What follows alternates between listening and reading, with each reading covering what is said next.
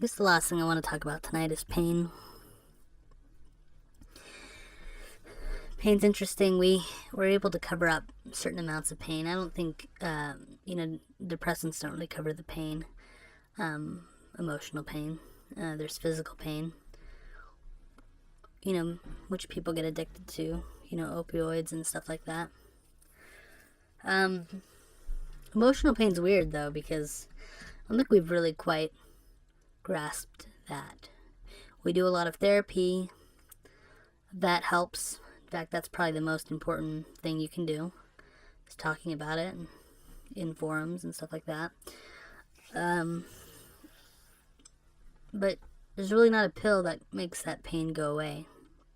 And the kind of pain that you feel with depression, because it's not like a numbing pain. I mean, I think there are times that I've been numb and haven't felt anything. But those times usually come after I've felt excruciating pain. And most days, I feel excruciating pain. I felt that a lot in my life.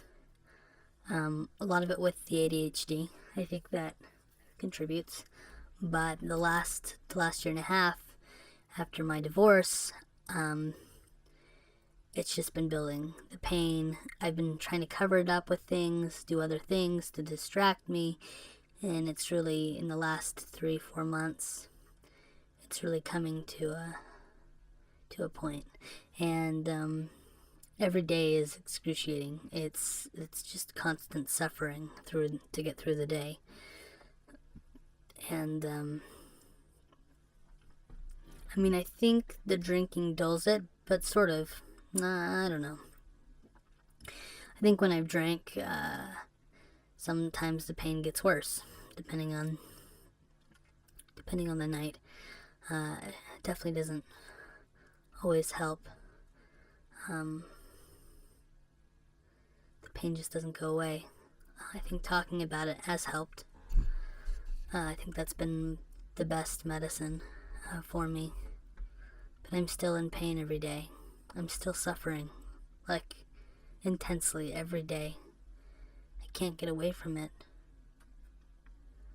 When animals get injured, they'll isolate and go hide, and sometimes they'll die. Sometimes they won't. They'll recover. But they always go off on their own. Typically, or what I've seen, I think.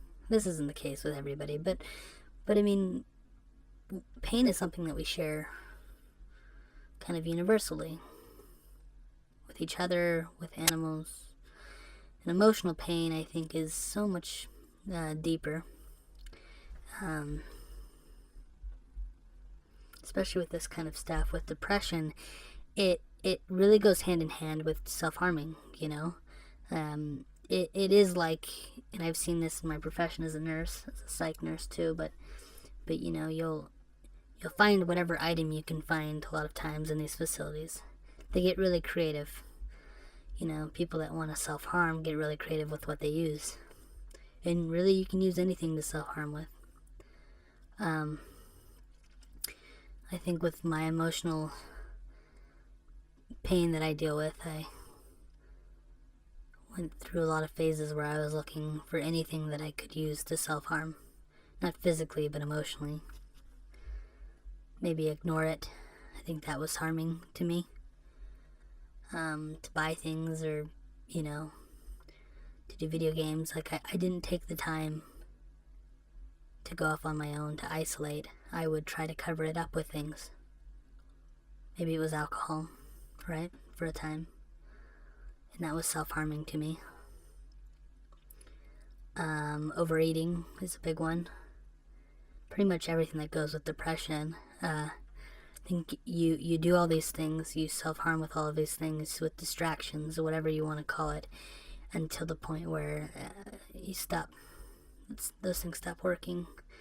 And then all that you feel after that is just excruciating pain.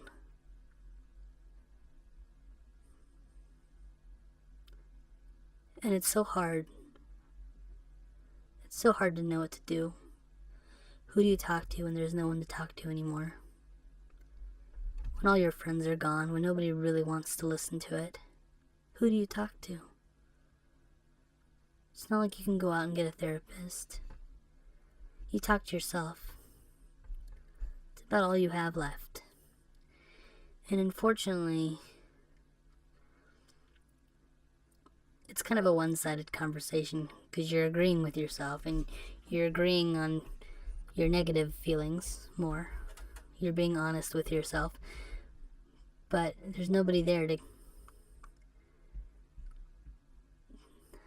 give you some other options, right? And so all you're left with is pain and painful discussions with yourself, or talking into a mic, or writing in a journal. Those are good. It's good to process. And it's doable to process by yourself, guys. I'm doing it. I'm processing all of my emotions on my own. And it's so painful for me. But it's doable. I'm sorting it out. I'm trying to recover from my wounds. And it's a slow process, and it's taking a lot longer than I wanted. The pain's a lot deeper than I anticipated. And every day it reminds me of it. Every lonely day that I'm by myself, I'm reminded of the pain of loss. Like every second I wake up, it's like I'm losing what could have been with my marriage, with my kids. Every time that I go with my kids, I'm in pain because of what I've lost. That ultimately was necessary for their benefit. It would have been terrible if I stayed there. I wasn't good enough to handle that marriage and be a good father within it. And I'm doing better outside of it. I'm just the one that... My kids aren't suffering as much as they were when we were married. Now they're doing better. And that's all that matters.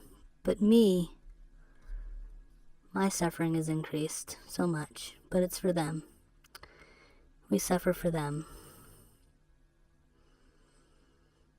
And I try to remind myself that, but every time I'm with them, I'm happy, and the second they leave, it's just pain. And it's a physical pain. My emotional pain is manifesting itself physically. I feel like my insides are about to tear apart. And it hurts so bad. And I bent over in pain because I can't do it anymore. I can't stand up. I can't smile anymore. And everything good that should be good in the world goes away.